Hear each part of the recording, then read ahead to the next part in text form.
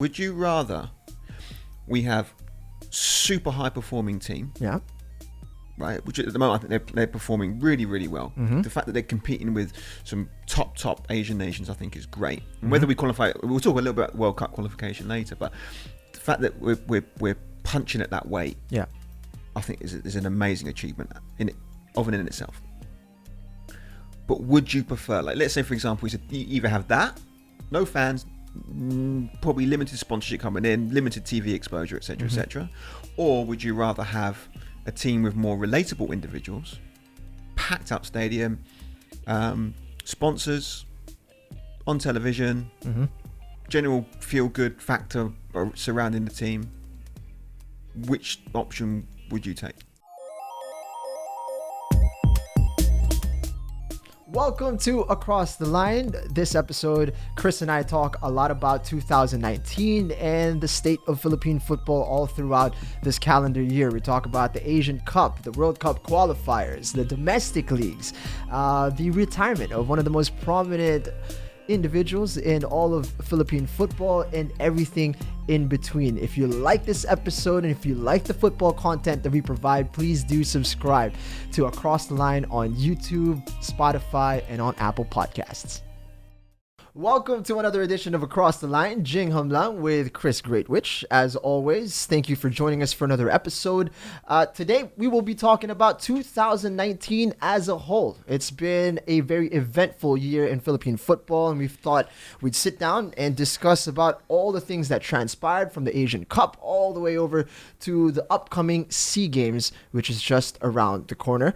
Plenty to talk about, Chris. It's been an exciting year, and we thought no better time than right now to just go through everything. Yeah, absolutely. I mean, even before we started the episode, we were talking off mic, and so many things have gone on this year. It's nice to sort of maybe compile it, review it, see what went on, and just go over some of the things, because we had so much go on this year. I mean, obviously, like you said, we'll start right at the top. I mean, Asian Cup. Wow. Incredible experience for the Philippine national team, and incredible to think how far we've come in such a short period of time, and to find ourselves there at the pinnacle of Asian football. I mean, it was such an incredible tournament to be a part of. It was a shame maybe that we didn't perhaps get the results that we were aiming for, but nonetheless an incredible experience for the players and the staff to be part of such a wonderful competition. South Korea. We played against China. We played against Kyrgyzstan. Yeah. Obviously did not get a point. We scored one goal at the last game. Yeah. But what a performance against South Korea. I think that was the highlight of the tournament for a lot of people, was seeing us go up against this powerhouse of a team in Asia. I've been in the Asian Cup multiple times, in the World Cup on a regular basis, and they only managed the solitary goal against us. I mean, obviously we had been prepping for that game. Watching video, we did a fairly comprehensive, analysis of them as an opponent, and obviously Son Heung-min wasn't going to be playing. We sort of realised that I forget the game that Tottenham had, but they had a really big game on that. I think it was the Manchester United game they played on that weekend. So we knew that he was not going to be playing in that particular game, which obviously changed the dynamic a little bit of the build-up to our first game. But I mean, even from the moment we arrived there, you could feel that something was brewing. That it was the magnitude of the competition. We stayed at a wonderful hotel, the training field, and the brand new stadium that we were playing in. Like, it all sort of came together to create this atmosphere of, okay, we're going up against one of the tournament favourites for sure. Yeah. We are either going to capitulate under the pressure, or we can stand up and be counted for. And I think that's what we did. We did the latter. Obviously, we had a very diligent defensive display. We realised we were going to be up against an opponent who was technically very competent, play a great brand of football. And if we were going to try to fight with them toe-to-toe, it would have been very difficult to sustain that for 90-plus minutes. So I think in terms of the game plan, we set up, obviously we put Shroki at right back, and we played 5-4-1. And basically the game plan was to try and hit them on the counter. And it worked a treat. I mean, we actually arguably had the better of the chances. Came really close. I mean, do you remember the Patino one? Yeah. Remember that? So, and he was really disappointed because he's normally the type of guy, one chance, it's in. That's all he needs. So it was disappointing that we weren't able to capitalise on the one or two chances that we created. Obviously, very dangerous from the counter-attack. But it gave us the platform to build from, I think. We gained a lot of plaudits from people across the globe. Obviously, people were standing up and taking notice, which was great because I think probably going into the tournament, we were potentially seen as the whipping boys of that group. And for sure. A lot of people were probably looking at that game thinking, right, here's a game where we can get maybe some additional goals, bolster the goal difference, that kind of thing.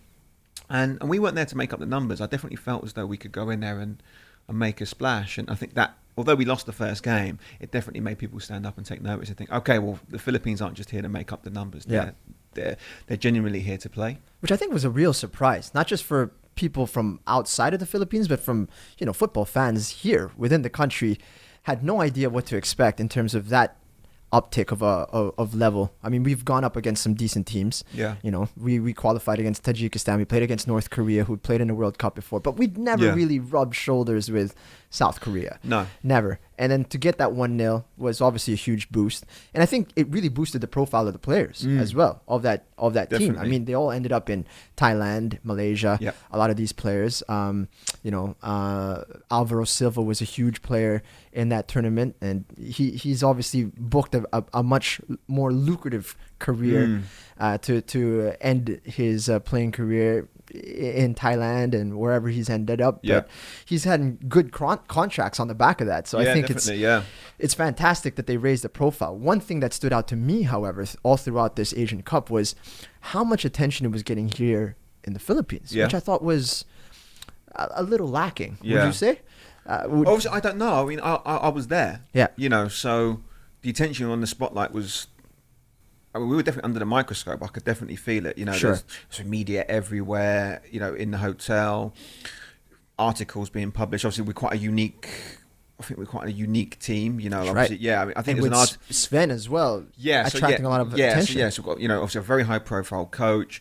Who's this team? It's the Philippines. Why have we got such, like European sounding names? Stefan Schrock doesn't sound the most archetypal Filipino name, for example. And again, he's probably one you would say, I've seen that name before. If for people on the sort of, who haven't really been paying attention to the Philippine football scene, I think it definitely put us under the microscope in the broader sense. Yeah. But I wasn't really too aware of how publicized things were back here. I mean, we were sort of aware of the fact that in recent years there had been a decline. But judging by what you're saying there, it was a little underwhelming. It was. Yeah. For me, anyway, because this was essentially our World Cup. Right? I mean, we'd never made it to a major tournament like this before. And to have it garner some attention, but not the kind of frenzy that you would associate with Philippine football immediately after a Suzuki Cup, let's say. We didn't get that. And I suppose that's been sort of the trend over the last couple of years. Why do you think that was? That's an interesting question. I think that's something that we need to discuss at length and unpack as a whole, because I think there's many different factors that led up to that. And I think you and Anton spoke a little bit about sort of the declining of the passion, specifically for club football, that wasn't translated into something more long-term. It's one of those things where you got to capture, that lightning in a bottle. Yeah. And I think it escaped. It was in that bottle for a little while. Yeah. You know what I mean? 2010, 2011. You could say 2012, it was still maybe there. And then 2013, they opened the cap for some reason, and it fizzled out for the next few years after that. I mean, obviously, when you look at 2010 as a sort of watershed moment, you're once, like you said, you capture the lightning, open the cap, you let it out. That's quite a good analogy, I think. You're hoping for, okay, what's the next thing that we could do that could perhaps reignite that passion? And really qualifying for this. That would be it. Should be it. Yeah. Should have been it. Should have been it. So I don't know. I mean, I definitely, certainly within my community, my network, I felt that there was an affinity towards that competition. Sure. Kids were tuning in, the academy kids that I work with. people within my sort of close circle of friends, etc. They were all really tuned in. People flew out to watch the games. Even if you look back to the China game, I mean, packed with Filipino fans. I mean, the atmosphere was incredibly vibrant. Obviously, there are people who are based in the Middle East and they kind of came and watched the game. But yeah, it's disappointing. It's disappointing that you kind of bring that up. And you know, if a tournament like this isn't going to, you know, ignite that kind of passion, then we need to kind of really look in depth as to why there is a disconnect between the team as it is now and the Philippine football fans. I mean, I've seen a lot of in recent weeks on message boards and etc. You know, there definitely seems to be this upsurge of how many homegrown players are we producing, how many players, you know, the sort of Filipinos versus the Phil foreigners, the half-bloods and whatnot. And I think that's starting to rear its head a little bit, which is not a real narrative that obviously for me, I'm not comfortable talking about, because I think I was part of that initial wave. So for it to be kind of seen as though this is actually, although it was part of the upsurge, it is now part of the sort of the downward spiral as well in terms of the interest from the fans. I hope that isn't the real reason, but that narrative is being pushed a lot within the Philippine football world, I feel. That I felt that. Yeah. I definitely did. And I think it's both unfair and at the same time something that is a legitimate thing to bring up, right? I mean, I think it's more of a relatability 100% situation. That's exactly what I think it is. Right? I mean, you look over at somebody who looks somewhat different from, you know, your regular friend that you see at school, for example, speaks a little bit differently. Yeah. Perhaps you don't see him sing the national anthem. Yeah. He's not comfortable singing it. Yeah. Did you see the image of Italy singing their national anthem the other day? No. So there's the ball boys are in front and they're blasting it out, and there's a kid with his hands over his ears like this. They're singing it so loudly. Too loudly. I wouldn't sing the national anthem. Like, I know most of it. Yeah. But again, I just not comfortable singing it. Maybe that's my own. I should have learnt it better, or should at least make an effort. I know some people do, but I think to hone in on that alone seems like a strange thing to sort of single out. And then I know Bob obviously wrote his article that received a lot of backlash, which was actually during the competition. Shockey made that very public. Was it about the national anthem? I didn't get a chance to read that. It was. Yeah. So basically, he made a big deal out of that, and you know, Shockey as captain just came in and went, that ain't happening. Like, don't start giving it that. Which was great. I loved that, because it definitely created that sort of, okay, well, we appreciate the captain kind of standing up for us. He has the platform to speak. You know, he is in a position to speak, so he spoke up, which I think was good. I think we were sort of nitpicking at the wrong thing at the wrong time. Sure. You know, which, and you're talking about having media exposure. For me, that was the wrong angle to take.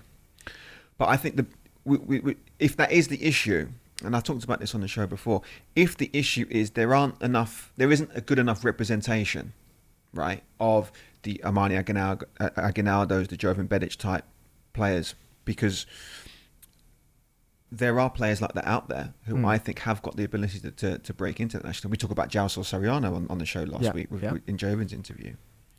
But they need to be given the platform. Sure. They need to be given the opportunity. They need to be afforded the same opportunities as those who are brought up abroad, and which always comes back to, what are we doing at the grassroots level? You know, what are we doing to help these kids out? So is it the fault of, you know, the coaches and staff or the management who are currently in place? I don't think so. They have to pick the best players at the end of the day. And if the best players happen to be born and raised in US, UK, Germany, Australia, whatever, those guys have to play. Yeah. Irrespective of, you know, if they have the lineage, if they have the passport, and if they have the passion and enthusiasm to want to play, let them play. Yeah. Simple. Right? But the bigger issue for me is, why are we not producing players here? Yeah. Why are we not producing players? That is a legitimate question. That's the real, for me, that is the real one. And maybe that is where a lot of the discontent perhaps is like an uprising from the football community, because I don't really think the issue actually is the fact that there are mestizos that are playing on the team. I don't really think that deep down. I think it's more, well, why isn't my kid afforded the same opportunities as this half Filipino, half British, or half Filipino, half German kid? Yeah. Look at Alphonse Areola. He's full-blooded Filipino. Yeah. Right? Yeah. He's full-blooded. Both his parents are Filipino. Yeah. But because he grew up in France and was afforded certain luxuries, he is now playing in the biggest football club in the world. Yep. And developed over there. And developed there.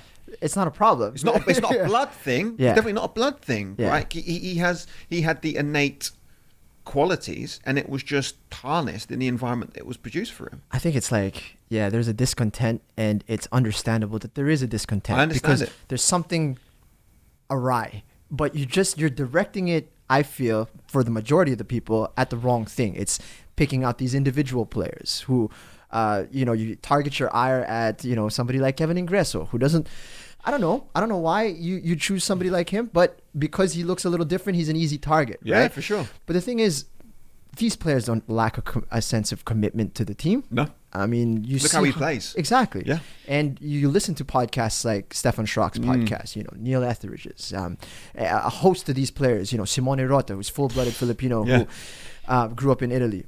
All of these guys look at the Philippines as some sort of platform for them to uplift themselves and to grow absolutely. as people. And it's not, they're not coming here as an easy way out from wherever they are, which a lot of people seem to put them in that box, which is strange, right? So I think you're right. It's unfairly targeting these individuals who, for no fault of their own, are part of this team and are competing at the highest level. And, we don't have a homegrown player who stepped on the floor or on the pitch at the Asian Cup. Is that their fault that they're better than some of these homegrown players? I mean, it's not, right? No. And if you're going to give the benefit of the doubt to the coaching staff that they're picking the best players, which I know you guys are, then what is there to complain about other than the fact that we're not producing level, the quality of players required for this level? Yeah, I mean, here's what I had this conversation with a player the other day, and I said, as a business model though, it's an incredible business model. What is? The fact that we are going to produce really high-level players to play for our national team with little or no outgoings, because the cost of a grassroots development program is a lot. Right. It's a lot of money you have to put out. So when you think we have to spend a lot of money on fields, we're going to spend a lot of money on coaches, coaching development, we're going to have to spend money on sending these kids away to camps and to tournaments, which I mean, they do a little bit, but it's regional stuff, and most of the time the kids get annihilated, right? Even at regional level. Sure. Right. So we can spend a little bit on that, knowing full well that we are still going to get these players coming in. All right, we have to pay for their flights, etc., etc. Yeah. But that's the cost, and it's minimal when you think about it from a business perspective. Right. It's actually an incredible business model. If someone came and looked at this as a business model, they were like, he's a genius. Yeah. He's a genius. They spend no money on grassroots, or limited money on grassroots, and yet they produce players at the high end of the national team who are performing at a very good level. That's the thing that nobody's really looking at from that angle. You know what I mean? How can you blame these people for applying this model if, when you look at it in that perspective, it's a net positive by a large amount for them? They're producing these. All you have to do is search these individuals out. And you know what? They don't search. They come to you. They come to us. Look at that. Right? They come to us. Right. I mean, do a little bit of digging. Players are coming up from all over the place, mate. That's unbelievable. All over the place. I mean, if you look at China, how much money do they spend on their football program? And you draw 0-0 with the Philippines? Exactly. So from a business perspective, it makes total sense. Now, for me, and this is the angle that I'm coming from, so I'm looking at this from a much higher perspective, definitely like a bird's eye view. I look at it from a completely different angle to everyone else.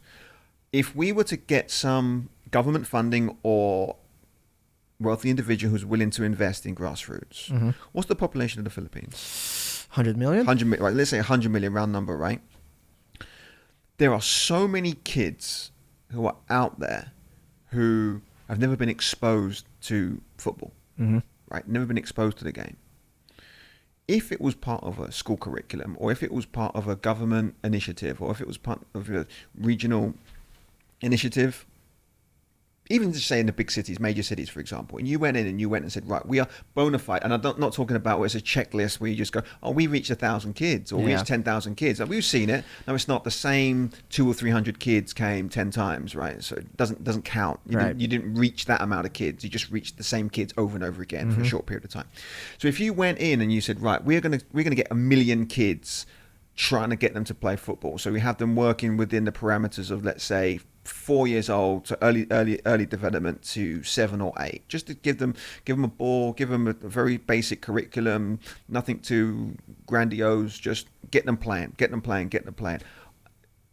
Yes, it's going to take time, but I guarantee you're going to find tens of thousands of kids that will end up choosing football as their primary sport. Sure. Then just by the numbers, if you look at it now, we're still producing Jovan Bedic and Amani Aguinaldo at Emilio Caligdon. Yeah. With very little money. It's just basically that, you know, again, with the amount of just by the numbers, you're going to produce someone. Some standouts. You're going to produce them just by the sheer number that you have in the country. But if you actually, even with some very basic initiatives, you're going to find more people. Sure. Who have the capabilities to at least play at the national team level. I'm not even talking about you could potentially go abroad or play wherever. I mean, look, it's there. The evidence is there. You know, look at Rotta's the prime example. Alphonse Ariona, prime example. Modal, who's now in the under-22 squad, full Filipino, right? Adopted and brought to Scandinavia, did incredibly well there. Now he's with the national team. So it's just about harnessing that. And I think just by the numbers, you're going to create these opportunities for these kids. And if you are then going to have them come through the network, then they're going to be able to compete. Right. Then they are going to be able to compete. The question there still is, though, I mean, right at the beginning of that whole idea is there needs to be that one benefactor, that guy who's going to fund this project, right? But the Philippines isn't short of money. Sure.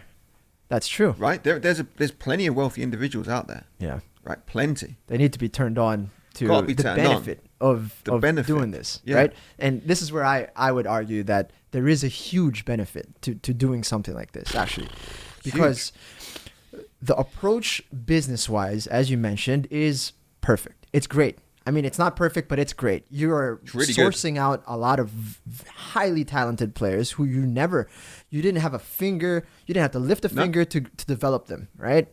Whatever country, wherever they came from, what program they came from, that's where they got their skills from. Yeah. You bring them over to the national team, you expose them, you have them play in these big tournaments. It works. But China versus Philippines, Banad, how many people came out? How many people were supporting China in that match? So then you start to see that this approach is not building the passion that you thought would be associated with getting results. Right, so it's not just about the results anymore. It's not just about the level of quality that you're playing in. I mean, Panad was packed to the rafters. They needed to stop people from coming in for a game against Mongolia in an irrelevant match in a small tournament. But they came. They wanted to see. They felt an affinity to the club, to the team. Yeah. So there's a reason for them to come out. And if you're gonna continue along this path, you're gonna start performing well, playing good, playing at a high level, but nobody's going to care. What would you rather? Right? Honest to God, right? Yeah. What would you rather? Would you rather we have super high performing team? Yeah. Right? Which at the moment I think they're performing really, really well. Mm-hmm. The fact that they're competing with some top Asian nations I think is great. And whether we qualify, we'll talk a little bit about World Cup qualification later, but the fact that we're punching at that weight, I think is an amazing achievement in itself. But would you prefer, like, let's say, for example, you either have that, no fans, probably limited sponsorship coming in, limited TV exposure, etc., etc., or would you rather have a team with more relatable individuals, packed out stadium, sponsors, on television, general feel-good factor surrounding the team? Which option would you take? The way I look at it is like looking at Indonesia, right? Indonesia, passion, 100%.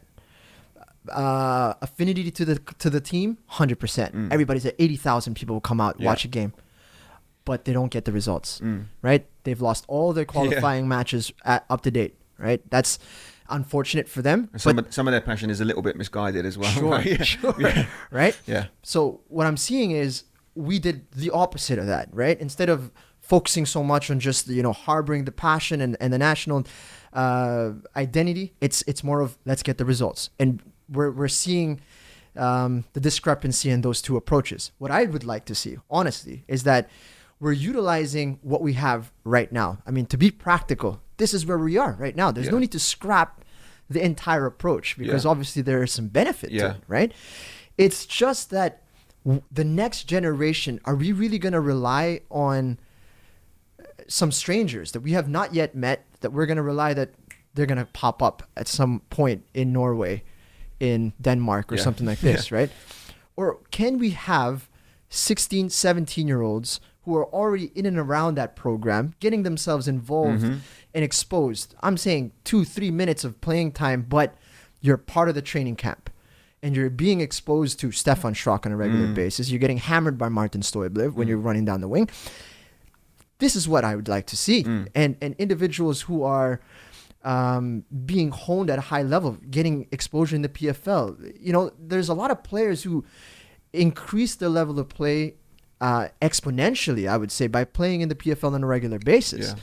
Nobody saw it, of course, right? It's not on TV, right? Nobody's live streaming a one-cam match. But I would argue Fitch Arboleda, Nathan Alquiros, wow, like how much better did they get playing week in, week out against top-level opposition, right?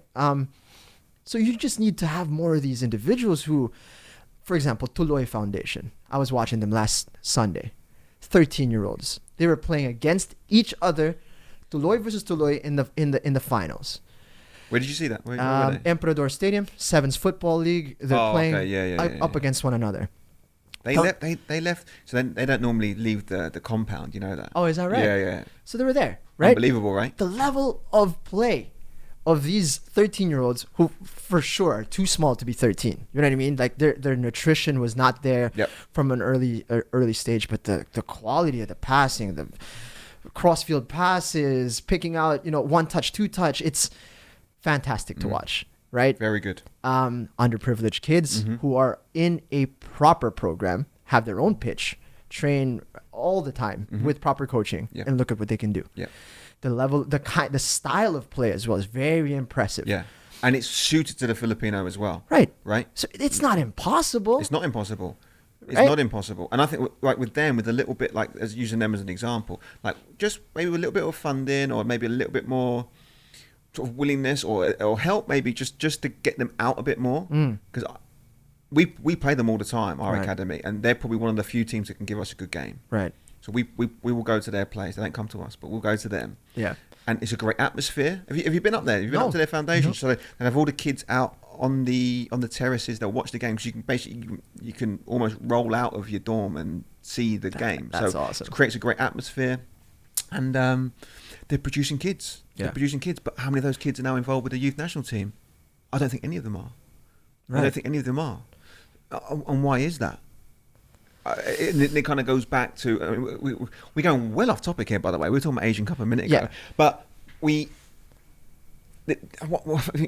crux of what we're getting to is there is no excuse. You can produce players here, and if we're going to put all of these kids together, right, and give them an opportunity to play, then they can fight it out with the best of the best from Europe, from North America, from Australia, whatever. At least then it's a fair fight, and at least then I think, as a byproduct of that, you're going to have all of those other things that you mentioned. You're going to have people be like, okay, well, look, I see them doing work in my community. I see them developing player X, Y, Z. Yeah. Right? So they're at least investing in their time and their energies on trying to cultivate something here with our homegrown players. Exactly. Right? And then I think if they don't make the squad, I think they'll understand, okay, well, in that instance, that player was better than the boy from my barangay or whatever. Right. And I could live with that. Yeah. I could live with that. And even if the person doesn't make it into the team, the level has been raised. For sure. Right? Yeah. So I think that's an approach that could be employed. I'm not saying this is the right approach, but I'm saying it's a step in the right direction. Yeah. Maybe, right? In terms of at least we're getting the benefit of these foreign players coming in. We're getting the benefit of it as a country because it's rubbing off on the players here. And that's why I'm a big fan of those who moved here. You know, there was a lot of like Ian Ramsey was playing here for a while. You know, like to have these guys actually here and to have players like Joshua Dutosme, for example, who gets to train against these guys on a regular basis. I mean, how much better has Joshua been over the last 2 years? Wow, his level has improved dramatically. You know, so I think it's something like that would help bring that affinity back, as opposed to like, okay, what's the point of us even going after trying to? It's not even part of my ambitions anymore as a football player, homegrown, to be part of the national team because I feel like I don't get a shot. Yeah, and just need to tweak that a little bit. That there is a possibility. It's just that there's a caveat. You need to be at this level. Yeah. If you can get to that level, you get a shot. Yeah. Right. Yeah. I mean, the quality is unquestionable. Yeah. Because just a few days ago, upon this recording, we were toe to toe against Syria. I watched the game. Yeah. I mean, obviously you had to live stream it. Again, disappointing because we don't have a Filipino broadcaster who's interested in broadcasting these games. Yeah. But man, what a game. Yeah. What a match. Yeah. Toe to toe against Syria. And you could see the face of the coach. Like, he knows he's in a tough game, right? Yeah. The Syrian coach, he knows that this is a tough side. Yeah. And when Marcelo Lippi resigned from China, he said that we lose our identity when we're up against good teams like Syria and Philippines. Yeah. That sentence alone was like a bit of a wow moment. Yeah. People in the Philippines were like, I'm not sure what this guy's talking about. You know what I mean? You're talking about the Philippines here. But then you watch that game against Syria, you're like, oh, I get it. No, we're a proper side. We're a proper team. Yeah. So there's so much excitement in me personally that of the level that we can reach in terms of the quality of our football and the right coaching staff and people involved. It's exciting times, I would say, especially knowing that there's that monkey is off our back. Yeah. Asian Cup has been achieved. Yeah. We're on to bigger things now. I think, it's not impossible, especially with the World Cup being expanded, Asian Cup being expanded even more also, that this is going to become a regular occurrence. Yeah. You know you didn't answer the question, right? Which one? Exactly. Right. I asked you, which one would you rather have? Okay. Which one I would rather have if it's just black and white? Black and white. Would you rather go back to how it was? Or would you have what we have now? I want to be competing at the Asian Cup. Yeah. Okay. Fair enough. Yeah. Yeah. Honestly, you can have all the passion in the world and you guys could be absolute crap. And for me, it's not good enough. It's just, I feel like it's a better starting point to be at a level where you know where the level should be. And then we can fix the blocks in whichever way down the road to fit that. All right. What about you? I was part of that, so I'd have to say how it was before. No, but I think you know what? It's a nice segue really because we can go into the World Cup qualifications a little bit, and talk a little bit about what's been going on because obviously the initial game against Syria was a disappointment. To lose the game, I mean, I know there were some issues going into the game, but I think since then the results and also the performances have been good. Obviously, getting the Guam away game was a fairly routine victory. They did what they had to do, got the 3 points, got out of there. But the China game was a big one. Really just like I said, with the South Korea game, to stand toe to toe with a team like that. Obviously, Lippi was under pressure, and they felt that pressure. And obviously, we now know what happened off the back of that particular result. Neil obviously came up with some big saves in the end, but it just, again, it was one of those games where it sort of cemented us as, right, now we're in the mix. We're definitely fighting for one of those probably best second place spots, I would say. I mean, Syria have probably stolen the march on everyone else, but we're level on points with China in the group now, 7 points. I think China have a game in hand, so we have to see that. But I think the Philippines probably have an easier set of ties. They've got at home Maldives, Guam, also at home, and then obviously probably the definitive game of this group is going to be China away. Wow. Right.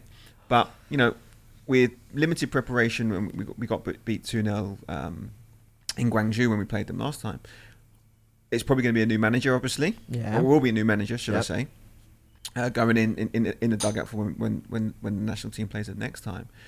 It's not completely unconceivable that one of that sort of best second place spot, it's definitely up for grabs. For it's sure. definitely up for grabs. What's your sort of take on it? Initially, it's like it seems outrageous. When I looked at the group, it was like Syria, China. All right, okay, Right. it's gonna be a tough one, Yeah. right? We need to get that third spot so that we get an easier path into the Asian Cup qualifiers. Yeah.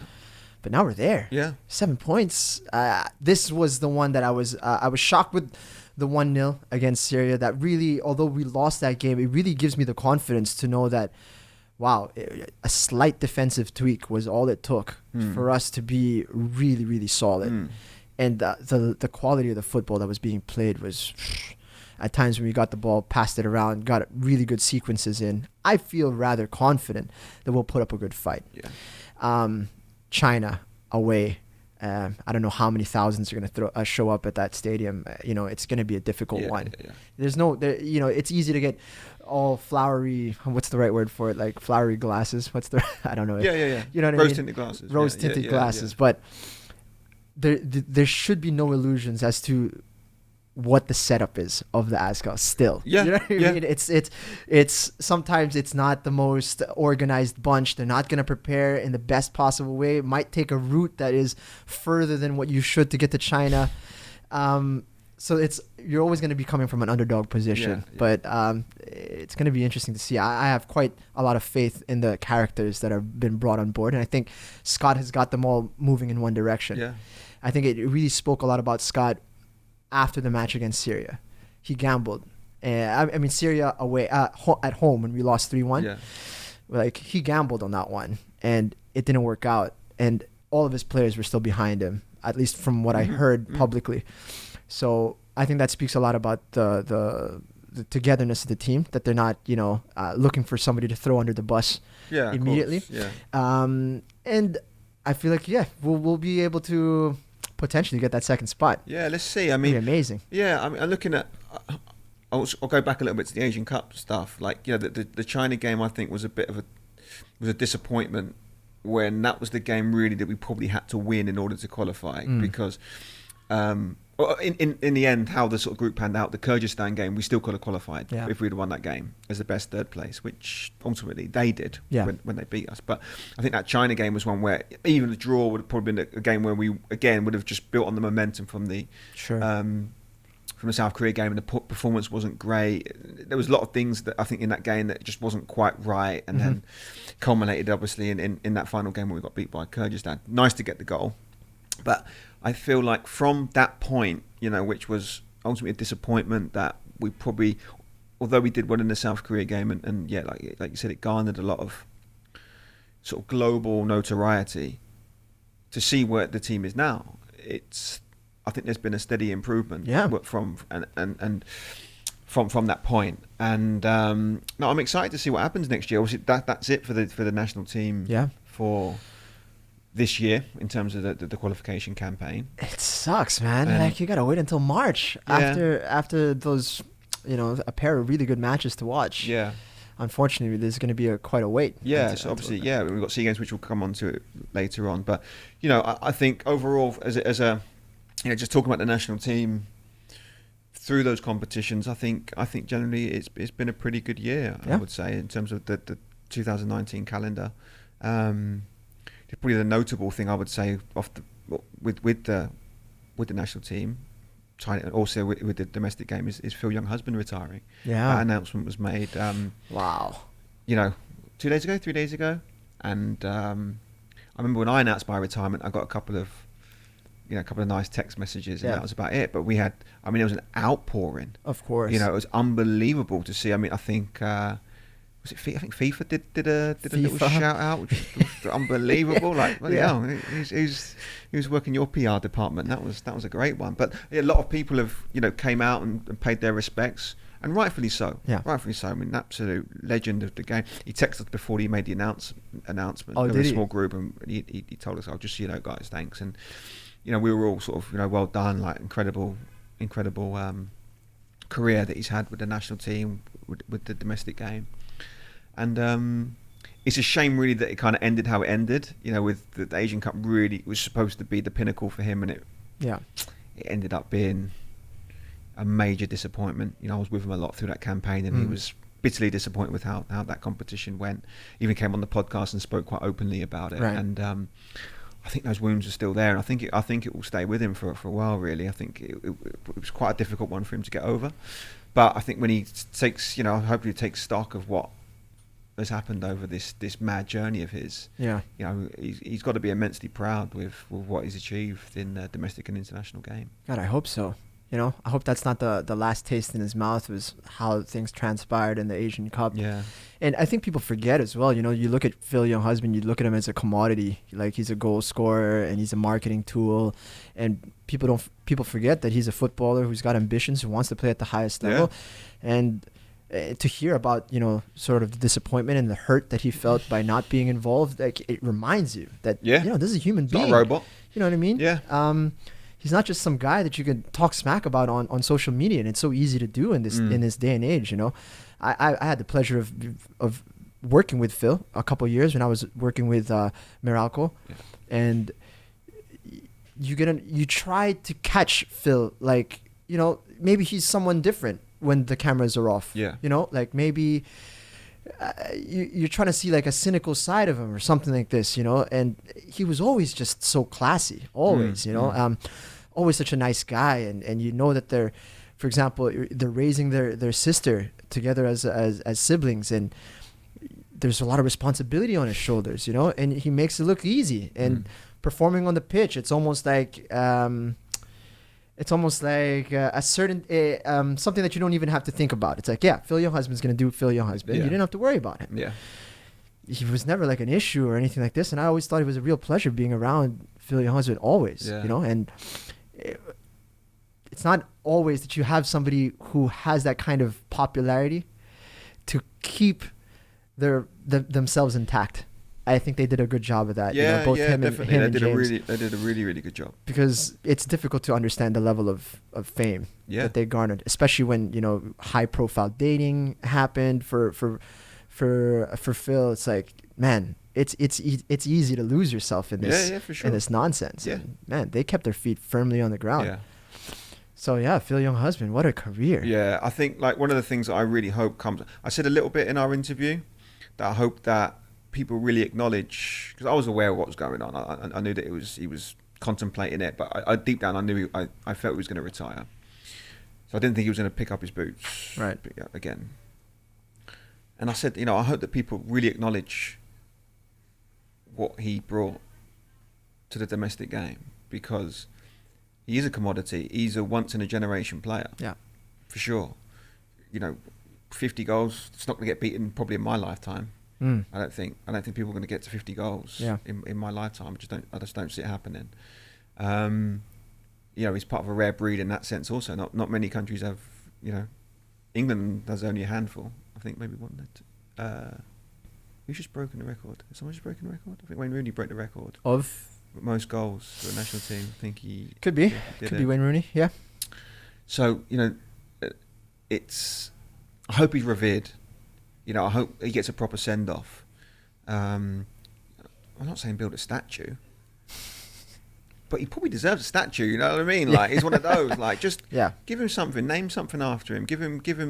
I'd hate for something to happen. I look at the Pauline Alcantara thing. Like, why is it taking so long to give him his own cup? I mean, bloody hell, the guy's top scorer for Barcelona, and it's he's been dead. A long time. And then all of a sudden it's like, oh, let's pay homage to him now. Like, do it while he's alive. I mean, I remember England with Bobby Moore did the same thing. It's like, pay homage to him now. Yeah. Give him a proper send-off next international game. Invite him on. I think Chiefy got a half decent one, right? They had a little ceremony, gave him a shirt and that. And I think, Phil definitely deserves one. I hope that they don't lose sight of that. 100%. Because he's been an incredible servant, and it was nice to see the bigger footballing community really pay homage, because he definitely deserves it. Yeah, I hope we do the same. Show the class and the and basically just give him the send off that he deserves. That's what I hope so. I hope so. He deserves that for sure. Do you think he'll get one? All right, that's enough.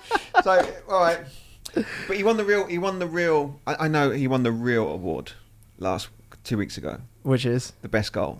Yeah. Most memorable goal. Sorry, let me clarify that. Yeah. Most memorable goal. So he won the real title that everyone's been gunning for. Right. Who cares about a statue, right? Yeah. That was the big one. Good as a statue. But yeah, props to Phil. Enjoy the retirement. I saw him playing golf the other day. Yeah. Looks like he's going to be doing a lot more of that. I reckon he's going to get really fat. I reckon he's going to get fat. So that'd be nice. I'd love to see a fat Phil Younghusband. I think that'd be really nice. I think one thing that Phil was always chasing, though, in the Philippines was domestic. Say it. It was domestic titles, right? Which he never got. He never got. Oh, no. He got one UFL Cup. Honestly, I don't even want to discuss that. The year they won it was a joke. 2013. It was a joke. So I'm not even going to include that. But in his stead, his brother has cleaned up this year. That's right. So we're going to segue neatly, that was a neat segue, into the domestic year, which, to be honest with you, has been one big roller coaster. You jumped off the roller coaster, Chris, on this one. Left us on it. Definitely jumped off. Obviously last year, won the cup. Enjoyed my time of working at the club level. Can I be honest? I want to be honest. Please. Though. I felt with the domestic league, things were going awry. Things were going awry. We had that shift from McKinney Hill to Rizal. Hadn't really worked out in terms of trying to generate interest. I think we said on podcast before, you end up chasing compliance for the AFC rather than trying to chase what we should have been chasing, which was to build a sustainable league. We said that on Anton Del Rosario's podcast. I felt probably about midway through last season, I said this is going to be my last year of club coaching because I don't see where this is going, and I don't want to be part of something that I don't fully believe in. Sure. And obviously we had a great second half of the season. The club did fantastically well, qualified for the AFC Cup, which both our teams, I think, actually did quite well in this year, which we'll touch upon later. But when there was that level of uncertainty, end of last season, is there going to be a league? Is there not going to be a league? Obviously, we had Davao pulling out right. I'm not sure if this is even in this year's review, but I think it was around that sort of. Was it New Year's Eve? I think it was New Year's. I believe it was like December. It was like. I think it was New Year's Eve. Was it? Yeah, because. That's so rude. Yeah, so that was when obviously Davao then pulled out, which was one of the we felt was the more stable clubs in the domestic game. A lot of the big hitters were in that club. A lot of the national team players were at that club, and they seemed like they had a long-term plan. I think they just announced the partnership with the Belmari group, the Japanese club. So you at least that club's going to be intact. There was other clubs I was sort of more nervous about. Obviously, Global had their issues last year, and I was like, I just can't see them getting the numbers for next year. And if that's the case, I don't want to be part of something that's so uncertain. Lo and behold, there is then the new league. Comes out. I even forgot the name of it. Right, the Philippine Premier League. So PPL, right? That's what it was called. Yep. I mean, I'm not as involved in it. I mean, you're still involved with the club. So, what was your sort of experience being involved with that? Because obviously you were involved in that match day, the initial match day, and even in that build up to it, that sort of the week before the first kickoff. The schedule would come out. And then the day of the game, it was changed. Yeah. So I mean, what on earth happened? Because very little information has come out. I've been involved with football, but I don't really know the full story. Like, what was sort of your experience of all of that sort of PPL fiasco? Man, it was crazy because I didn't know if I had a job.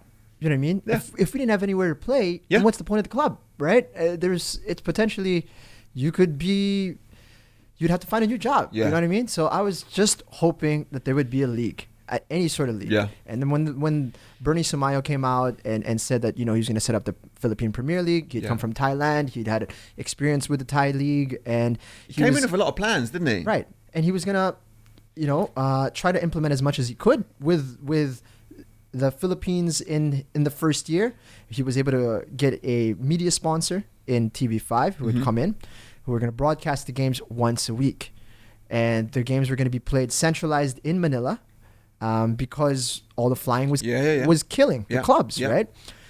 And there was a little bit of discontent from a few clubs and a few personalities who were saying that, the whole reason why we did the PFL is because we wanted to establish ourselves within communities. Yeah. So it's important for us to represent a particular city or province or whatever. Mm-hmm. They were saying that playing centralized didn't make sense. One game a week was not enough, blah, blah, blah. And there was, they were planting these seeds of doubt about the capabilities of this league to function as a professional entity. Mm-hmm. They were saying that the PFF had not approved the rules, and they weren't sure if the PFF would grant the champion of the PPL a pass into the AFC. All of these things were being thrown out maybe 2 weeks prior to the first match of the PPL. Yeah. I also remember there were licensing issues also, right? Club licensing issues. An absolute joke, that one, right? Because there were new clubs that had come in. It was Air Force and Mendiola, both of which their licenses were held for the opening weekend. Mm-hmm. So we were supposed to play against Air Force, Kaya was, and it ended up being Green Archers because they had been granted a provisional license or a license.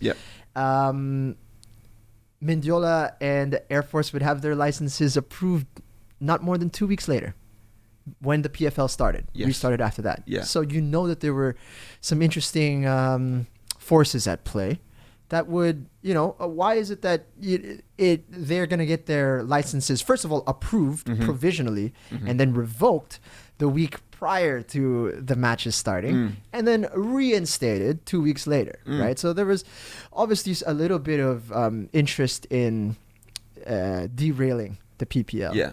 Which do you know why? I think it's because they wanted the PFL to come back and do a third season. Right. This is personally just I thought that maybe that's what they wanted, right? But if that was the case, why wasn't that just announced like the year before? Because the PFL initially was tapped out.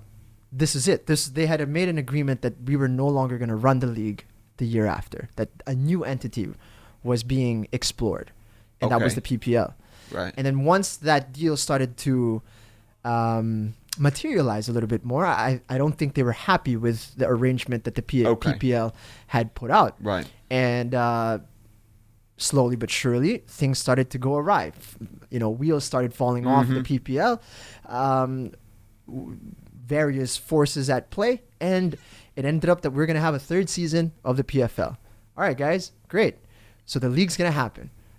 Do we have a media sponsor? No, we do not.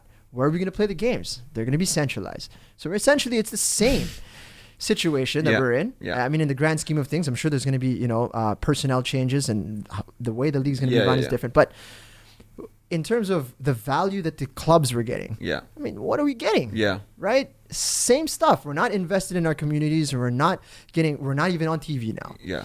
So that was a huge frustration in terms of the organization of the PFL. Obviously, a good friend of mine, Coco Torre, was the commissioner. Yeah. First, the two of us being the first two employees of the UFL, to see him become the commissioner, a proud moment for me. Yeah, for sure. Unfortunately, he's in a situation where he's in a tough spot. He's managing a lot of stuff, right? Yeah. Essentially, if this thing fails, he's going to be the brunt of it all, and he didn't really have any power in what situation he was in. Yeah. I think making the most of a bad situation, the league pushed through. Yeah. Global defaulted a few of their games, and eventually they've packed up as a club, from my understanding. Packed up, finished? Yeah, from my understanding, because they weren't involved in the cup, in the Copa Paulino Alcantara. They didn't even. So you think is that the end of them, as far as you're aware, or? In their current state, God, I hope so. Right? I hope so. Honestly, because they were just more of a nuisance than anything, right? Because are they going to show up or they're not going to show up? Are they going to play? Are we going to play against 8, or are we going to play against an entire team? You know what I mean? You hear players not getting paid, the rumors of that, and you don't want that. You don't want that for anybody. You know, you don't want people to be involved in that kind of environment. So, it's nice that we don't have to worry about global, maybe, for the foreseeable future of club football. But it was tough to be a part of that, although the competition itself, which again, only the diehards saw, because it's live streaming. Although they did improve the quality of the broadcast, and they tried their best. And it's a beautiful thing to witness, being a part of the community, because you see that we're from different clubs, but we're working together just so that this thing can stay alive. Because guys, it's like what Anton was talking about. It's like everybody's worried about cutting the pie. The pie's not even big enough. We're here to try to build it, right? So you're working from the ground up with these guys, and it's amazing to see that there are passionate, talented individuals who really care about building this thing. And unfortunately, they're being crapped on by outsiders who know nothing about how this thing came about. They're just looking at the product, and fair enough to them. You're a football fan. All you want to see is the product. I don't care how it got here. You know what I mean? I want to watch the Premier League. I don't want the backstory of everything.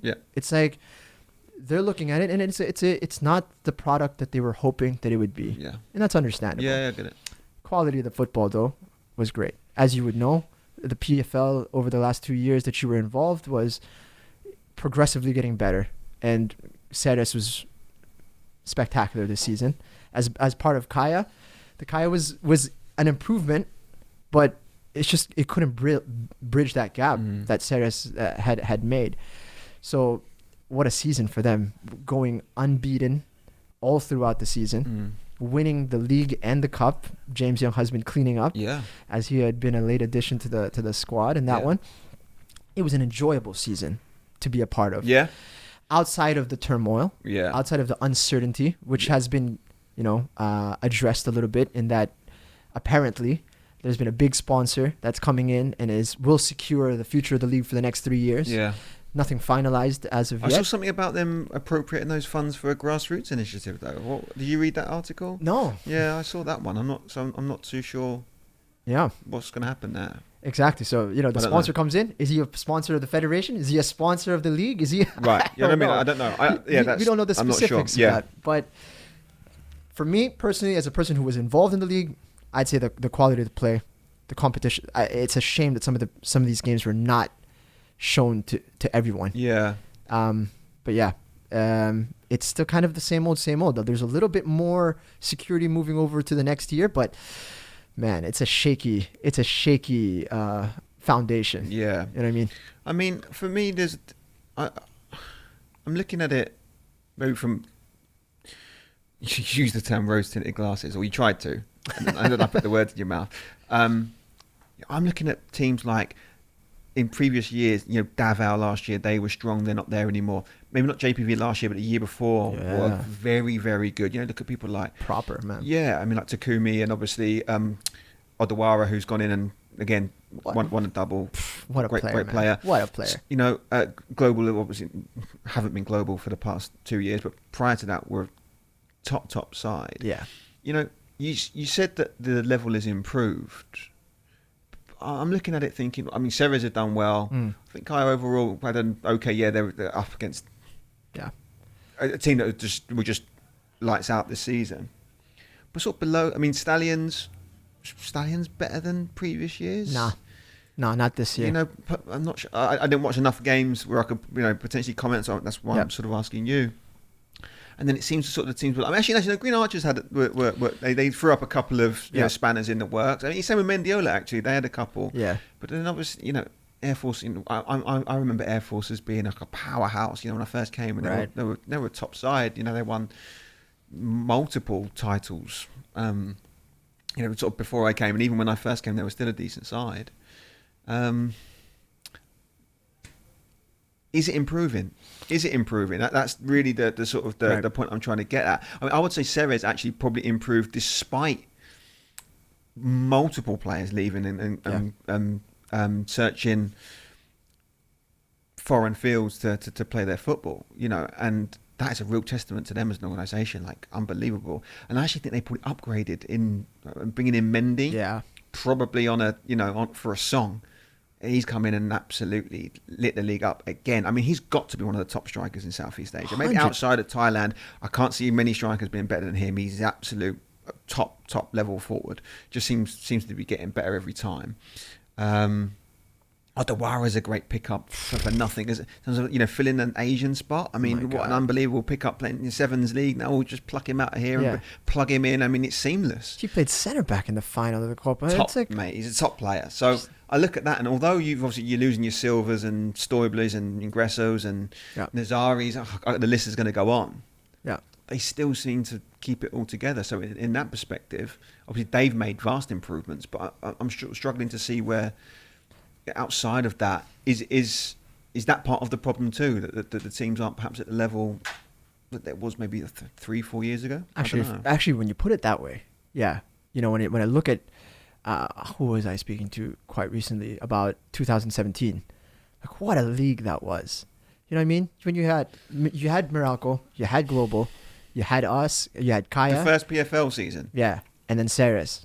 Wow, that was like every game almost. And Davao got better that year. And then you had JPV, who was already decent, and Stallion. It's like every week was like, wow, this is like. Only probably at Locos was weaker weak team, quote unquote. Which this season, especially in the beginning, was everyone except for Ceres. You know what I mean? It's like every game was like an Ilocos game in terms of the level of fear of, man, we could lose today. Yeah. You know what I mean? It was only the Ceres games and the Stallion games, if I'm being honest. Yeah.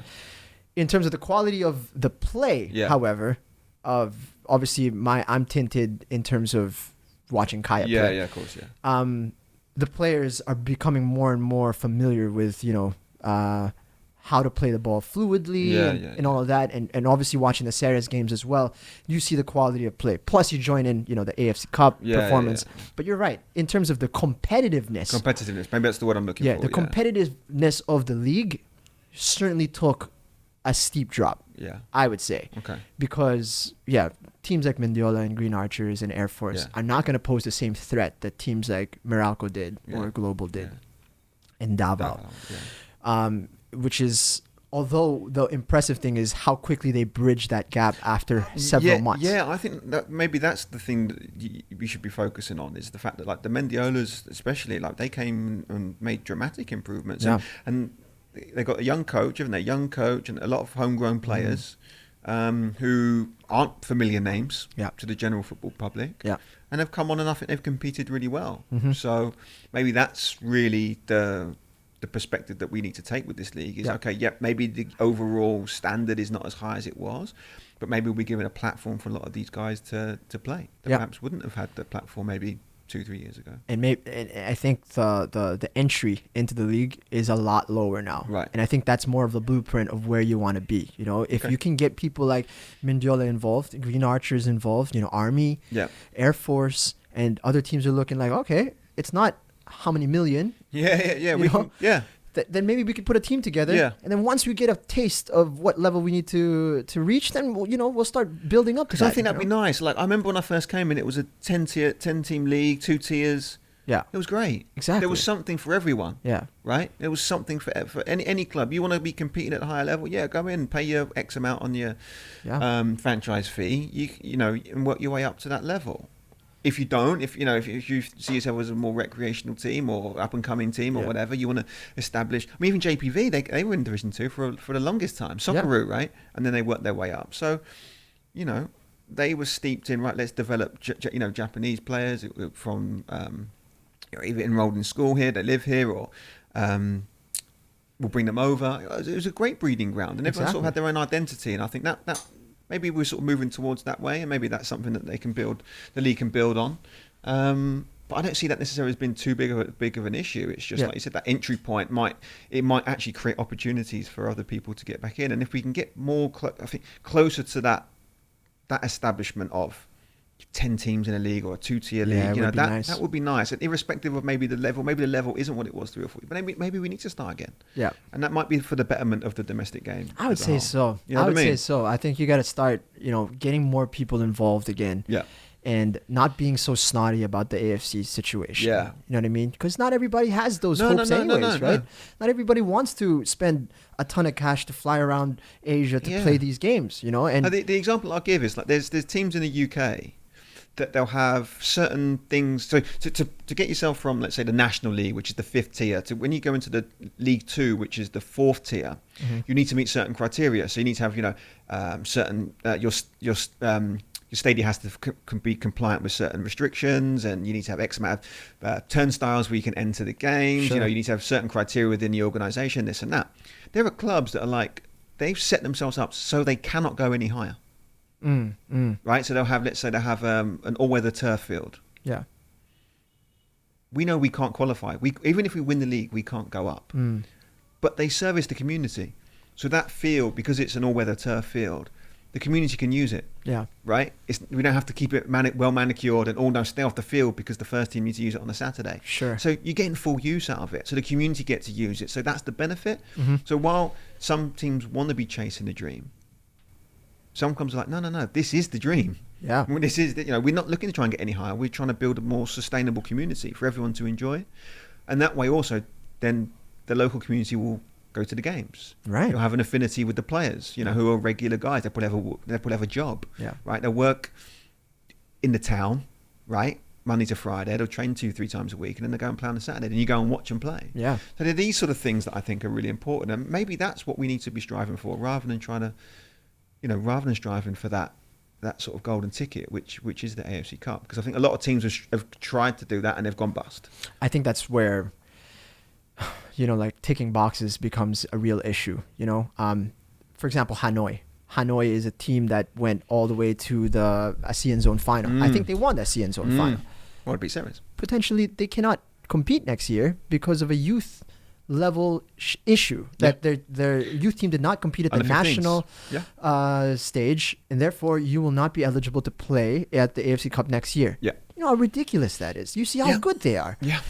And that's just more of an administrative oversight, surely, right? Yeah. In that instance. So it's like these little boxes, these hoops that you got to jump in just so that you can play on the AFC stage. Yeah. Now, I'm not completely against administrations forcing clubs to fit into certain requirements get into criteria, because we saw firsthand how quickly organizationally clubs became better because of the PFL. Yeah. Because clubs needed to have your own team media officer, have your own general coordinator. You need to professionalize, for Essentially, it's like every club was operating like the league. You're setting up your own venue, you're doing your own thing, your own marketing and blah, blah, blah. That's great, pushing people into that direction. Yeah. But when it becomes too difficult of a hoop to jump into and the restrictions are too high, it really has that negative effect. And as you said, we're losing touch with the other side of football, which is basically just a community thing. Yeah. Right? Yeah. That's what it is.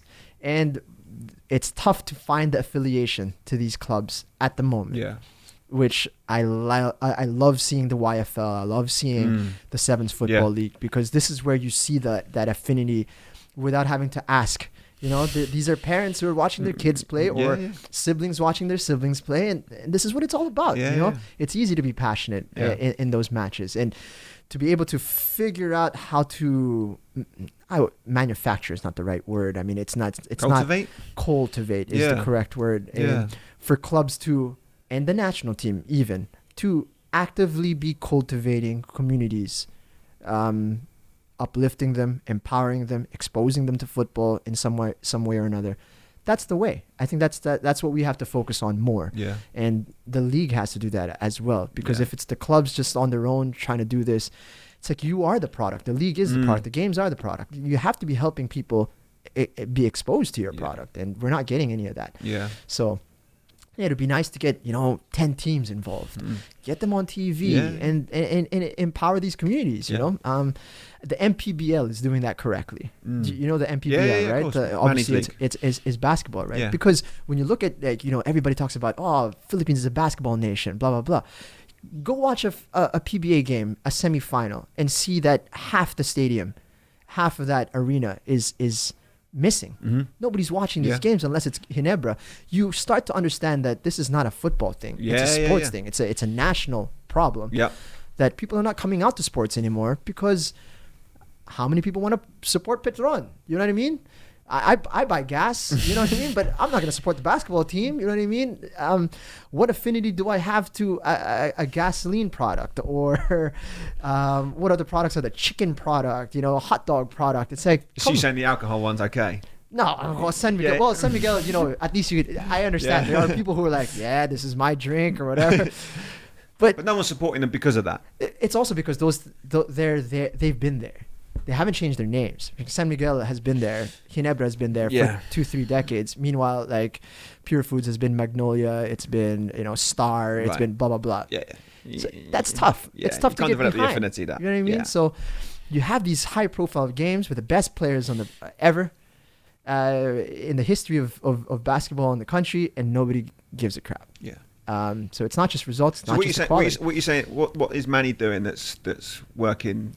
He's in his favour, you entrenching think? himself in the communities. It's basically like a barangay. Barangay league, right? It's a barangay Yeah, league. yeah. But you know, we're gonna televise it and we're gonna shoot it out across the nation. Yeah. So that, you know, my buddy Chris Greatwich, who I played basketball with on the weekend, is now being shown all across the Philippines. And just so happened he knocked in a 3-pointer right. Yeah. You know what I mean? Yeah, It's yeah. I know you. Because I know the level's not as Of course high. not. But the drama is the same. Yeah. Right? Yeah. I'm guessing and then the community have an affinity towards it, which is creating a buzz and an atmosphere. It matters, right? You know, it's that guy from just down the street who's playing right now. So I'm down. Okay. How much is a ticket? You know, it's like 50 pesos, whatever. We're gonna go over. It's just a walk away. We're not gonna travel to Araneta. We're not gonna travel to Rizal Memorial Stadium. It's just there. Okay. So I see that, and they're growing so quickly. The barrier to entry was so low. You're activating the local government over there. You're incentivizing them to put this team together because of whatever incentives are given to them. Sure. Yeah. I'm not privy to that information, but you've done the right thing.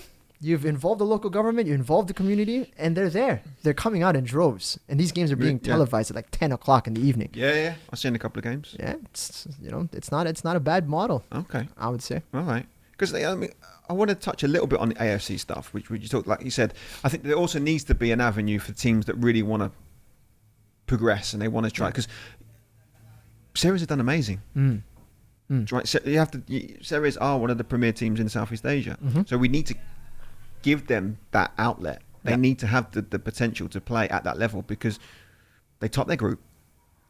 Difficult group. You know, they had some big hitters in their group. They topped it. Yep. Obviously gave a great account to a really strong Hanoi team. They drew at home and they lost 2-1 away, right? I think, didn't they lose a goal? I think they lost by a goal in each. I think it was 1-1 the home game. Okay. I think, But anyway, both hotly contested games. Yeah. No shame in losing to them. Yeah. A lot of their boys play on the Vietnamese national team. That's and right. They're performing incredibly well at the moment. So you need to give them that avenue. Kai were a little bit unlucky, weren't they? That Makassar obviously got the better of them and managed to top the group. I think had they picked up the win in the Laos game, which in the Lao Toyota game, the first game, and then a red card in vital moment in the home game, I think probably cost them, and then even some dubious refereeing decisions in the game in Indonesia. I think they were a little bit unlucky not to qualify from that campaign. But I think both teams performed really well, and again created that that sort of prestige that we need for the domestic game, because if the national team is performing at a good level, domestic teams are performing well in the regional level. It definitely elevates, it elevates the game. Yeah. The only problem is it was then pillaged, and teams from Thailand were coming over and going, right, well, with our ruling of ASEAN players at the equivalent of a Thai player. I mean, I watched it. I looked at an article that was put out today, and it was literally listing down, like signings that we should make next season, and it was bang, bang, bang, bang, Filipino, right? Yeah. You're not talking about Thai players. Yeah. They've seen how well these guys have performed over in the Thai Premier League. Yeah. And I'd be very surprised if a lot of the really top level, certainly those within the national team, if not all of them are going to be playing at that sort of level. By, in the next year or two. Especially with the league, especially with the PFL, you're not getting the level of competition that you're hoping for as a player week in, week out. Then, seeking greener pastures and higher paychecks is certainly something that you're going to be interested in, right? Personally, for me, for those individuals, I'm super happy for them. Yeah, great. Me too. Right? You know, you're sorting out your future ahead of time. You're a young player. You're getting a huge paycheck. That's great. That's what you want athletes to have, is to be able to pave their future right before they retire. You know, they have everything. That's good. I think it provides more opportunity for high quality Filipino players and for players abroad to look at the Philippines as an avenue to jumpstart their careers. Yeah. But we are the stepping stone as of the moment, right? And until the league gets sorted out and it becomes better, becomes more competitive, I don't think that's going to change. Yeah. So it makes it interesting for me, just thinking right now, is that Ceres, their whole model as of the moment is, let's give me a list of the best players in the league that we can get, and we'll offer them double or whatever, right? And they'll come over, and now we have a super team. Yeah. Well, now your super team is being pillaged. So how are you going to keep having that same, super team, or is it even worth making this super team again? Yeah, right. So you might have to rethink your approach. Yeah. What is it? I mean, are they going to stick around? You think? What's your sort of feelings with them? Because they've had despite everything, they won the double. Yeah. I mean, the final really was Kai's chance to take home some silverware. Obviously, a lot of players that were away with the national team. I think there are 13 players in the squad. Yeah. Pretty good players, though. Pretty good players. They had left behind. Let's not sort of make out that all of their best players were gone. All right, some were the national team, but they still had the likes of James Younghusband, Robert Lopez-Mendy, Miguel Tanton, Odawara, Roland Muller in goal. Yeah. It's a quality These are high pedigree players, right? So Kai has struck the post like maybe 3-4 times. Yeah. It was an unlucky game, but at the end of the day, I think it was more of like a reflection of what the season was about for Kaya, which is that we have done well, but there is a level that we are missing. Yeah. And it became clear. You lose to Ceres once, all right, it was bad refereeing. You lose to Ceres the second time, it was like, what are you going to do? Stefan Schrock's amazing. It was a moment of magic. Yeah. Hold your heads up high. You lose a third time, you're like, guys, this is becoming a trend, right? You lose a fourth time, you're like, what are we going to do here, right? You have to accept that there's something that on your end that needs to be fixed. You lose a fifth time against a team that's, 13 of them there. You hit the post 4 times, but still, that's 5-0. There's something to do, right? And there's a shakeup that needs to happen if you're going to bridge that gap. Yeah. I think so much respect has to be thrown Risto's way to keep the team motivated. That's really tough. Right? I mean, it's really tough. I don't envy that job at all. I've only been exposed to him in a manner which is mostly negative, because he's complaining about the pitch. He's complaining about the refereeing. Nothing like positive comes out of his mouth whenever I'm around him. You know what I mean? But he's a really nice guy, by the way. You're right. That's the thing, right? Really I've seen him off the pitch. Fantastic fella. and to witness what he did with Ceres this year was like, wow. Yeah. Every week, man, this team was playing lights out against Mendiola today. Mendiola again next week. Green Archers next week after that. Doesn't matter. They come out, they play. They're super professional. Schrocky and everyone. Yeah. So, wow, what a season they had. I mean, you can't knock on that at all. And I think they're going to continue to become a real force. I mean, Bienve top scorer in the AFC. Yeah. Right? You had Schrocky in the best 11. Best 11. Southeast Asia. And I think Schrocky is one of those players that has really, planted his roots here in the Philippines. I don't think he's going anywhere. So there's that guy that you can build around, which is an amazing piece to build around. So I think they're going to continue to be a strong force in the Philippines. However, will they be representing Negros is the big question. Are they going to be a Negros side with, there's a family feud that's happening with the owner of the club and the person running the federation. Obviously, that guy, they've been at odds, and there are rumblings that perhaps Negros is not going to be the home of Ceres next year, which is, I think, a huge shame. I mean, for everybody in Negros you guys are not involved in this squabble. You know what I mean? You've watched this team over the last 3-4 years. And you're like, man, this is my club. We're an Asian side. And then to have that team be displaced and move elsewhere, it's like, that's a missed opportunity. Really, okay. You know what I mean? That's a huge one. You were talking about AFC earlier. You're asking about like clubs. There should be clubs being empowered to move to that AFC. I think that's sort of where the sport as a whole of football is a cut above volleyball and basketball, in that you can strive for that higher level at all times. There's a structure in place where you can do that, and the eyeballs are there. Like for individual players, the eyeballs become exponentially more when you get onto that stage, and that's the reason why clubs from Thailand and Malaysia will pick you up. It's a fantastic opportunity, and for those who have the ambition, who have the funds, that should definitely be an option.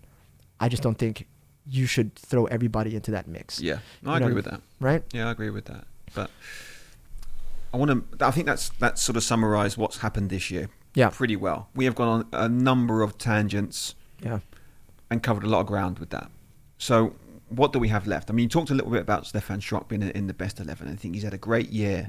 He's had a couple of real sort of standout moments. The first Asian Cup goal. Obviously, this award was great, but he's also declared himself fit and available selection. And he was named in the squad for the SEA Games, which is the upcoming tournament and really the last event on the footballing calendar. We've seen the squad. It's been announced. What do you make of it, and what do you make of the chances for the men's team? There's a lot of unfamiliar names. Yeah. On this list, the men's team anyway. Yeah, men's right? team. Yeah. The men's team. Obviously, there's been a bit of a shake-up in who's running the under-22, and they've brought in a lot. They've adopted an approach similar to the senior team in that they've scouted across the world and they've brought in a lot of foreign talents into the squad. Unfortunately, that has come at the expense of a lot of the players who were almost shoo-ins to be in this under-22 side. You know, UAAP standouts who have been placed on the reserve list or completely out of the squad. Yeah. Completely. In terms of competitiveness of this team, I think it'll be better. I've seen them perform at the Copa group stages. Obviously not polished. They didn't get out of their group. Yeah. Defensively, I think they were a little bit lacking, but they've obviously got the reinforcements now, haven't they? Because Amani Aguinaldo has come in and announced that he's going to be as one of the overage players. So I think that's going to be huge. Yeah. Marco Casambre next to him, I think is a fantastic pickup. Has played abroad this year. I always thought Marco was a very good defender. And then you have Justin Bass, who's been playing for the national team, and we've seen him. Yeah. He's a proper player. I think defensively, just right there, you have quite a difficult proposition for other teams to work with. And then you have Stefan Schrock, which I think all the teams that are involved in our group would have been pretty psyched. Yeah. I mean, not that, it makes it difficult to beat the Philippines, but man, you're going to be able to mix it up with Stefan Schrock. You know, all 11 ASEAN team or Asian team. I don't know if is it Asia? ASEAN. So that's a fantastic opportunity for everyone involved. What do you make of the group?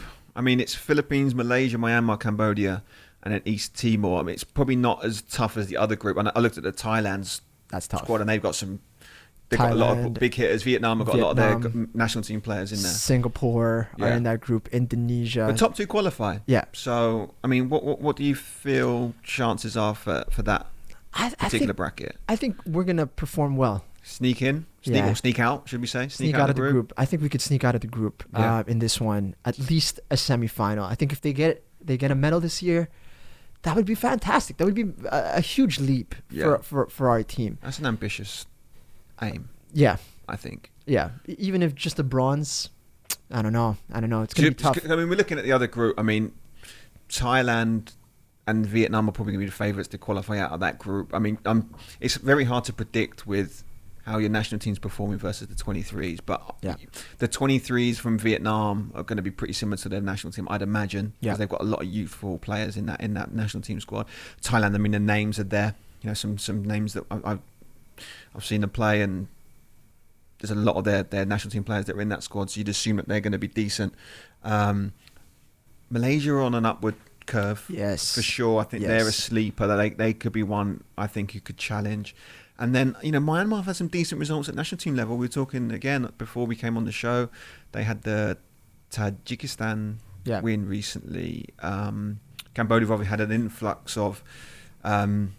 with Honda coming in, I don't know if you've seen some of the clips that he's got them playing great football. Although the results haven't been great, I think they're playing great, really, really good football. So I'm interested to see if that translates to how they under 23s perform. But I mean, you'd like to think they qualify out the group, would you not? And then it's a case of, right, you're going to go up against. You've got to feel like Thailand and Vietnam are going to qualify, and then it's potentially us. Yeah, and I'm thinking Malaysia and Probably Myanmar. yeah. Those are the Yeah, I think so, the teams that we have to worry about. Yeah. You can sneak in there, and then it'll be a roll of the dice at that point. Yeah. But Okay. I think it's a very good additions for the overage players. I would say. Great pickups. You have somebody who could unlock a game from nothing. Who's the goalkeeper, by the way? Sorry. They have Michael Asso, and they have Is it Pintus as well? The Swiss guy, right. guy from Switzerland. Yeah. The guy from Ateneo, Arcelia, was placed on the reserve list. Alongside like JB Borlonga and I believe and a whole bunch of the other guys. Yeah. So Okay. I hope they're constantly involved in the camps and at least Get the assimilating. benefit, get the benefit of that experience, especially from the likes of Shrocky and Obviously, Amani. rather disappointed that they're not going to be able to run out as much as they would have hoped, but. It'd be a great experience for them. I think our women's team has a that's what I was going to say. I mean, yeah. that seems as though, obviously six teams in the competition, top 2 qualify. Yeah. I mean, you've got to feel like they're in the mix. I mean, we were talking earlier about the preparation for them has been pretty good. Yeah. I mean, there's some established names in that group that have played for a period of time. Yeah. They've been together for a period of time. I mean, it would seem as though this is the shot really where they've got a great opportunity of taking home a medal. I think it's for football fans. This is one where you really got to keep a close eye on it, because it's 2 different approaches from these 2 national teams. There's this one that's kind of hastily been put together with, I'm sure, are real quality players who have been sourced out from abroad, and we're going to slot them into this setup, and we're going to see if they can perform. That's one approach. The second approach is this team has performed, almost qualified for the Asian Cup.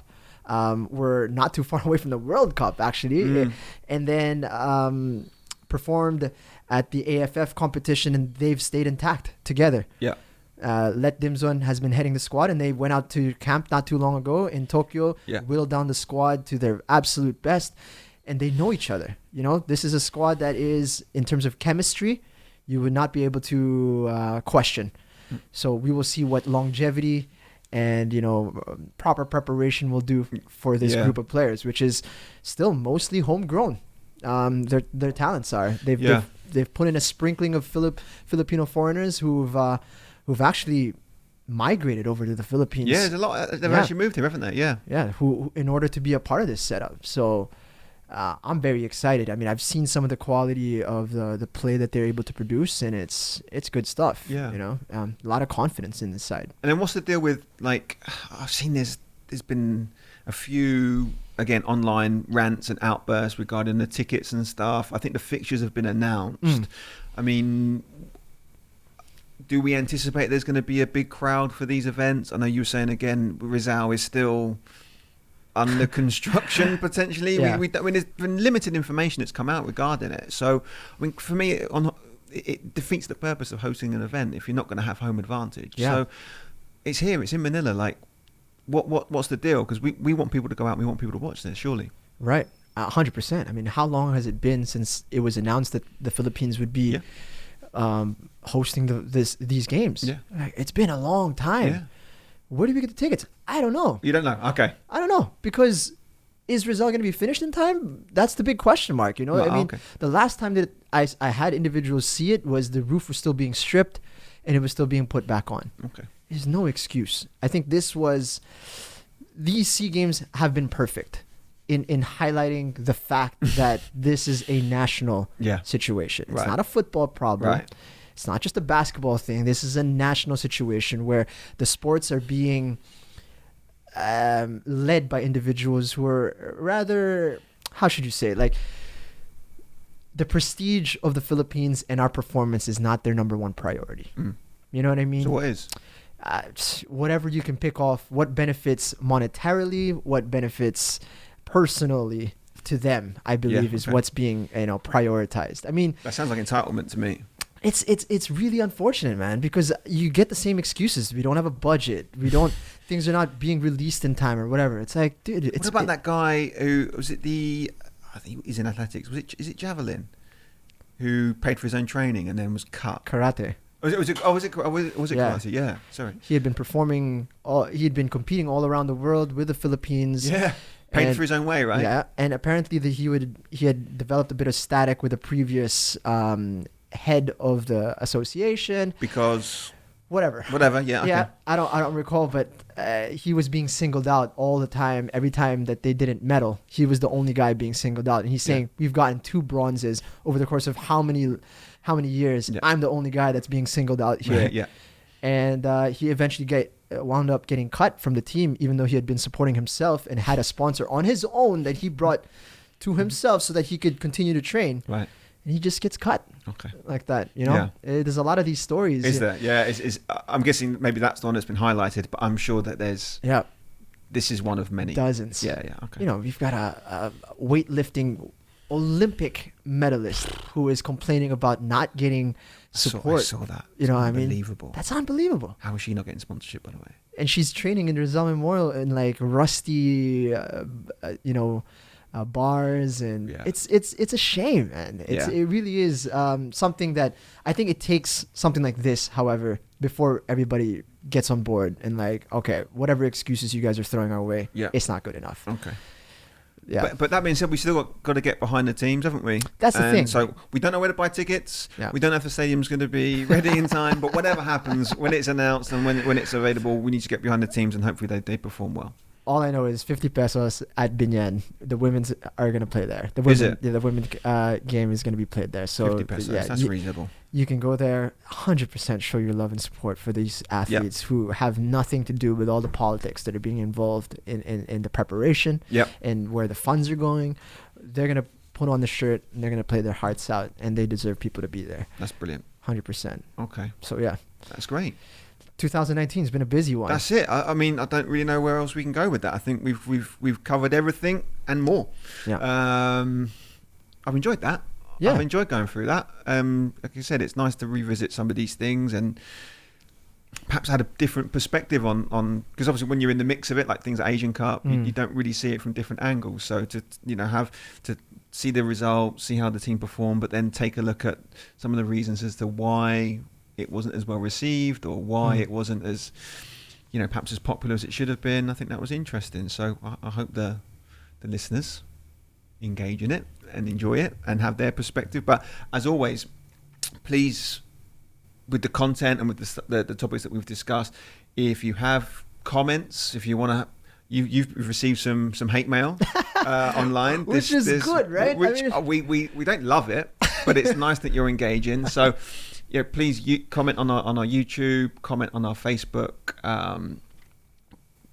any of our social media platforms. Feel free to drop us a message. We do read all of the comments, even the bad ones about you. Yeah, mostly nice ones about me at the moment. So I don't know what's going on. We don't know what's going on, do you? But please, we're glad that you're enjoying the content. We're glad that you're being engaged and we're glad that it's provoking these types of responses, even if they sometimes are a little bit off the mark. Bring it. But no, great to have you on the show as per usual. Like I said, regular fixture now. Yeah. So I'm hoping that we can continue making this content, and please, as I said, subscribe to our YouTube channel, like us on Facebook, and then download our episodes on Apple Podcasts and on Spotify. But thank you, pal. All right. Good to see you again. You Do too. this again soon.